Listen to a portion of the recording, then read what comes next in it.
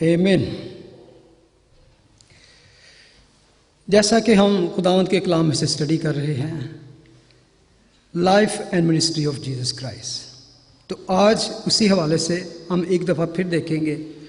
आज देखेंगे chapter 10, Matthew chapter 10। अगर आप मेरे साथ निकालें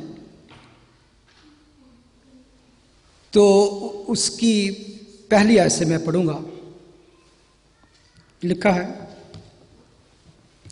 फिर उसने अपने 12 शागिर्दों को पास बुलाकर उनको नापाक रूहों पर इख्तियार बख्शा कि उनको निकालें और हर तरह की बीमारी और हर तरह की कमज़ोरी को दूर करें। और 12 रसूलों के नाम ये हैं। पहला शमौन जो पतरस कहलाता है, और उसका भाई इंद्रियास, जब्दी का बेटा याकूब, और उसका भाई यूहन्ना, फिलिप्पुस और बरतुलमाई, तोमा और मत्ती मसूल लेने वाला, हल्फई का बेटा याकूब और तद्दी, शमौन कनानी और यहूदा इस्करियोती जिसने उसे पकड़वा भी दिया। खुदा उनके कलाम के पढ़े और सुने जाने पर उसकी बरकत हो। अगर आपको याद होगा कि लास्ट टाइम हमने जब छोड़ा तो जिस तरह खुदा ने कहा कि वो ऐसी भेड़ें हैं जिनका चरवाहा ना हो, विदाउट शेपर्ड, स्कैटर्ड, रूइन, और जिनकी अदालत होने वाली है। तो लिखा है कि उसका दिल तरस से भर गया। 9:38 में कहते हैं, प्रे, मिन्नत करो, दुआ करो कि वो मजदूर भेज दे।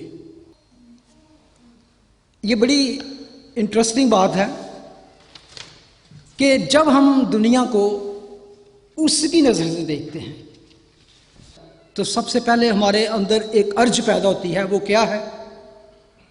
To pray for them. और जब हम इस चैप्टर में आते हैं, ही कॉल्ड हिज 12 और वर्स 6 में वो कहता है go. The ones he was asking to pray, उन्हीं को वो कहते हैं फिर गो। एंड वर्स 7 में कहते हैं प्रीच। तो जब हम उसकी आंखों से through the eyes of the Lord see people, then our heart filled with the compassion। तो हम क्या करते हैं? सबसे पहले हमारा दिल दुआ के लिए उभरता है। फिर हम क्या कहते हैं? Lord save them। सबसे पहले यही आता है कि अगर कोई हेल्प की तरफ जा रहा है या उसकी ज़िंदगी जहन्नम की तरफ जा रही है, उसकी ज़िंदगी में ऐसा, तो हम कहेंगे Lord save them। ये हमारे प्रे। और अगर हम कीप प्रेइंग, हम दुआ करते रहते हैं, तो एक टाइम आता है फिर हमारे दिल में उनके लिए वो दुख जो है पैदा करता है कि शायद मैं ही हूं जिसे खुदा कह रहा है go, leave prayer and then you go. तो फिर यहां पर हम जब सच्चे दिल से दुआ करते हैं तो हमें फिर खुदा इस तरह की रोशनी देता है कि I have to go now, ताकि मैं लोगों को वार्न कर सकूं about the judgement and bring them into the kingdom of Christ। Prayer is not enough। हम सिर्फ प्रेयर पर कनायत नहीं कर सकते। We can't just content on prayer। Last time मैंने आपको मार्टिन लूथर के बारे में और उसके दोस्त के बारे में एक बताई थी बात कि उनके दरमियान एग्रीमेंट था कि एक प्रे करेगा और एक फील्ड पे जाएगा। तो जब उसने देखा, उसको ड्रीम आया कि खुदा ने विजन दिया कि फील्ड बहुत बड़ी है और वहां पर वो अकेला है। Then he left prayer and join him on the field. तो यहां पर जब हम आते हैं तो दैट इज द पॉइंट। हम जब यहां पर आते हैं तो खुदा Yeshu Masih need more people on the field. Until now he was alone on the field, was doing all ministry, सब कुछ वो अकेले कर रहे थे। अभी उनकी ट्रेनिंग चल रही है। उसके बाद और जैसे जैसे उनका टाइम नज़दीक आ रहा था, उनको चाहिए था कि मैं इनको अपॉइंटेड कर दूं। खुदावंद असल में ये सिखाना चाह रहा है कि if you are praying but you also be willing to go. आपके अंदर ये होना चाहिए, अगर मौका आ गया है, फॉर एग्जाम्पल कई दफ़ा हम अपने शहर के लिए, मुल्क के लिए, हमसाए के लिए दुआ करते हैं, Lord save him, bring somebody to talk to, that person, लेकिन एक टाइम आता है खुदा उन कहता है you have to go to talk to him. तो यहां पर अब यही है कि जैसे हमने देखा, बड़ा इंटरेस्टिंग जो यहां पर वर्स 9 चैप्टर 9 वर्स 38 में जो लिखा है, उसका जो टर्म यूज की गई है, लिखा है शिद्दत दुआ की, सेंड फोर्थ लेबरर, मजदूर भेज दे। और ग्रीक में जो टर्म इसमें यूज की गई है तो लिखा है to throw them out, to shove them out और थ्रस्ट देम फोर्थ, यानी कि उसको जैसे वो बैठे उनको धकेल आगे, जोर से फेंक बाहर ताकि आगे जाएं। People are dying. तो उसके बारे में वो कहते हैं लेट गॉड डू इट।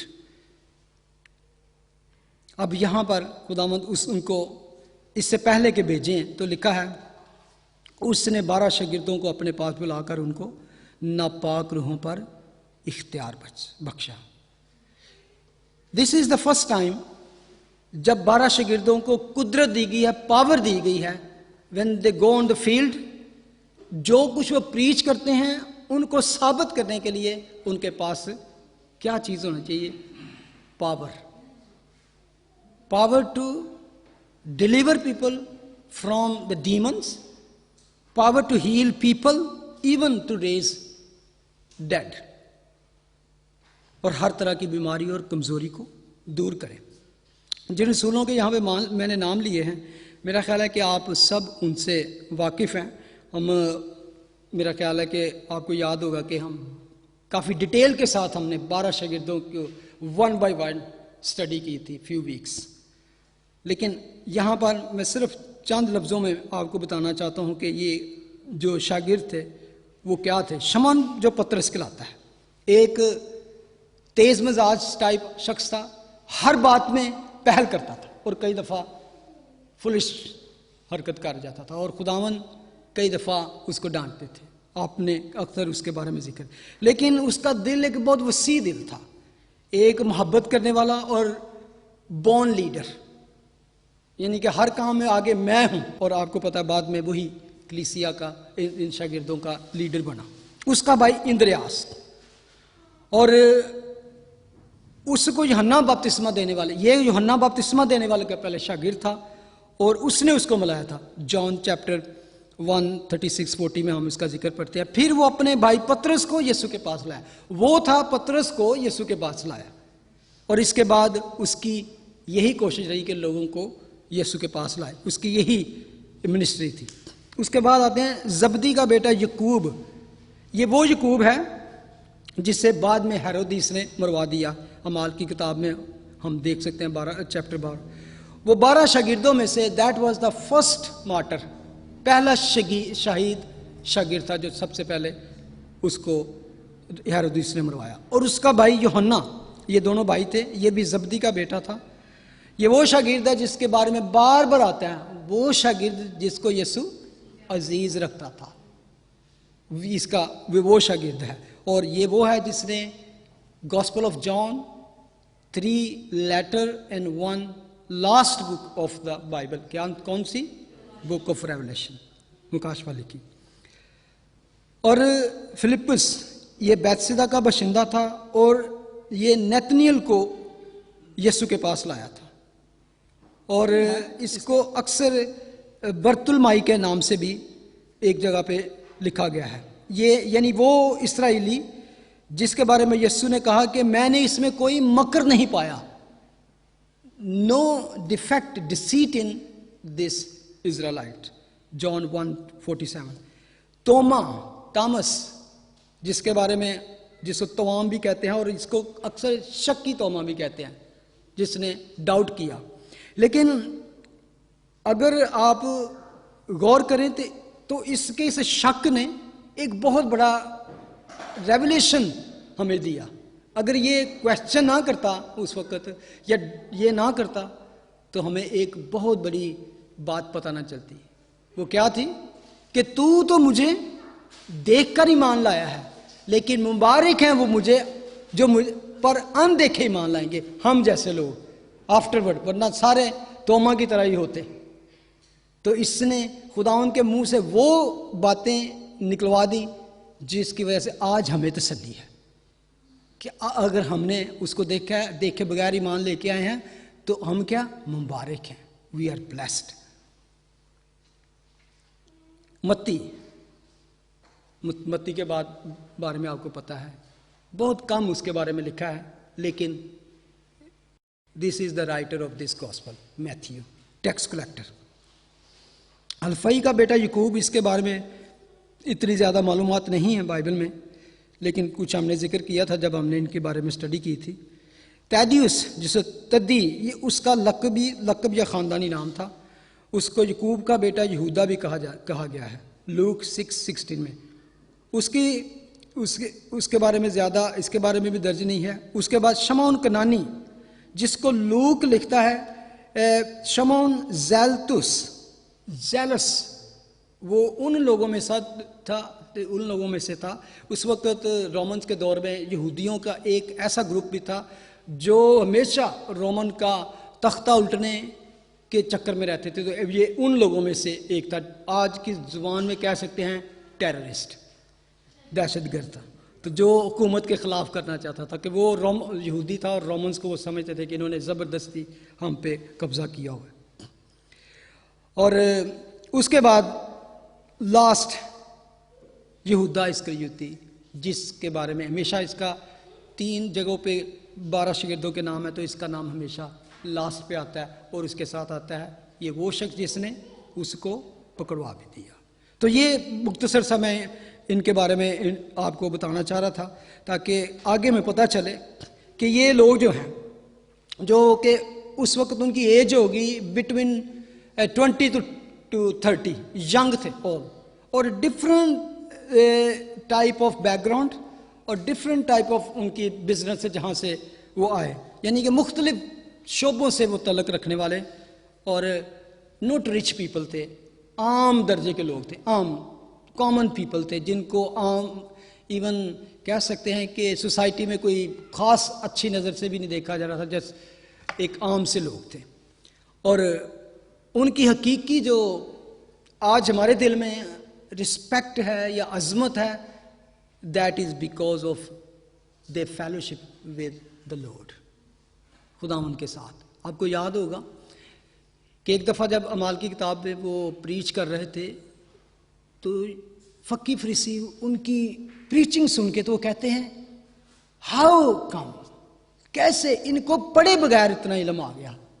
लिखा है उसके बाद उनको पता चला बिकॉज ये यीशु के साथ थे, दे वर विद द जीसस। और उनको याद आया, बिकॉज मैं इसको अब पैराफ्रेज करूंगा, because even they were not educated people but they spend their 3 life of their life with the biggest कैसे library in the world, Jesus Christ. तो इसलिए उनको ये इतना इल्म आया। आगे जो हम देखेंगे वर्स 5 से, तो यहां पर लिखा है और उन्होंने हुक्म देकर कहा गैर कौमों की तरफ ना जाना और सामरियों के किसी शहर में दाखिल ना होना। वर्स 6, बल्कि इस्राएल के घराने की खोई हुई भेड़ों के पास जाना। और इसी के साथ पैसे जो पैरेलल पैसेज है मार्क का, वो लिखता है और यीशु ने उन 12 को अपने पास बुलाकर 2-2 करके भेजा, 2 by 2। यहां पर जो इनका सेंडिंग आउट है, इसको हमेशा उसके साथ नाम लाएं। आगे जाके लूक में लिखा है फिर उसने 70 को भेजा, 70 को भेजा।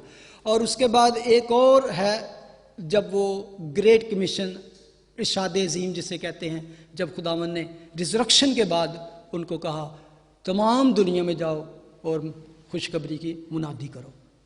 दैट इज़ डिफरेंट उनके बाद। लेकिन यहाँ पर इसको कह सकते हैं शॉर्ट टर्म मिनिस्ट्री और सेंडिंग आउट। ये एक तरह से उनकी ट्रेनिंग भी थी और साथ साथ में उनकी खिदमत भी थी। अगर आप गौर करें तो इवन शागिर्दों को यहाँ तक लाने में 5 और 4 फेज ऑफ देयर कॉलिंग है। सबसे पहली कॉलिंग ये थी कि when God just called them to be saved, to be faith in him. Salvation, conversion उसे कह सकते हैं हम। खुदावन पर वो ईमान ले आए कि yes this is the Messiah जिसका हम इंतजार कर रहे थे। ये थी उनकी पहला स्टेप। उसके बाद आपको याद होगा मैथ्यू चैप्टर 4 में जब खुदावंद यीशु मसीह झील के किनारे, गलील की झील के किनारे जा रहे थे, तो उन्होंने देखा कि कश्तियों में देखा दो भाई, पतरस और उसका भाई अंद्रयास, और उसके बाद याकूब और यूहन्ना को, उन चारों को कहा कि फॉलो मी, मेरे पीछे चले आओ, मैं तुमको क्या करूंगा, आदमगीर बनाऊंगा। I will make you the fisher of man. तो लिखा है वो फौरन जाल छोड़कर उसके पीछे हो लिए। उसको कह सकते हैं कि सेकंड फेज उसको कह सकते हैं। और उसके बाद जिसको कह सकते हैं फेज 3, उसको लूक चैप्टर 5 वर्स 1 से 11 तक उसमें है। इसमें असल में आप कंपेयर करें तो आपको मिलेगा कि मैथ्यू 4 और लूक 5 में एक डिफरेंस है। मैथ्यू 4 वर्स 19 में लिखा है, उसने कहा मेरे पीछे चले आओ तो मैं तुमको आदमगीर बनाऊंगा। I will make you, I will, that is future, I will make you fisher of man. वो फौरन जाल छोड़कर उसके पीछे हो लिए। ठीक है, इसका मतलब एक यही था कि फॉलो मी। एक्चुअली पहले सेव हुए और उसके बाद उनको कहा कि फॉलो मी, मेरे फॉलोअर बन जाओ। लेकिन इसके बाद वो क्या थे कि वो यीशु के फॉलोअर भी बन गए, लेकिन they were still doing their secular jobs और सारा कुछ जो उनका था। जाते यीशु के साथ उसकी तालीम भी सुनते, लेकिन they go back to their business.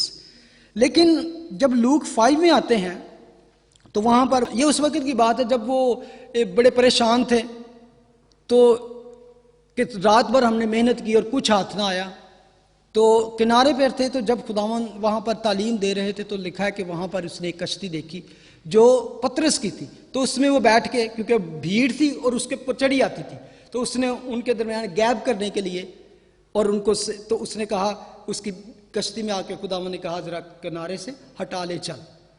उसको किनारे से जब उठाया तो लिखा है फिर वहाँ से उसने उनको प्रीच किया।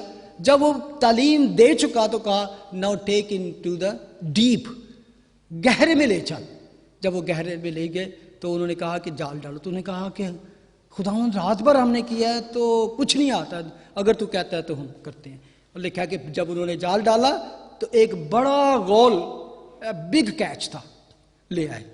और जब ये मौजज़ा उसने देखा, एक ऐसी बात, तो उसने उस वक्त उसको जाना सही तौर पर कि ये कौन है, ये किस शख्सियत के आगे मैं खड़ा हूं। तो लिखा है वर्स 8 में लिखा है, शमौन पतरस ये देखकर यीशु के पांव में गिरा और कहा, ऐ खुदावंद मेरे पास से चला जा, क्योंकि मैं गुनाहगार आदमी हूं।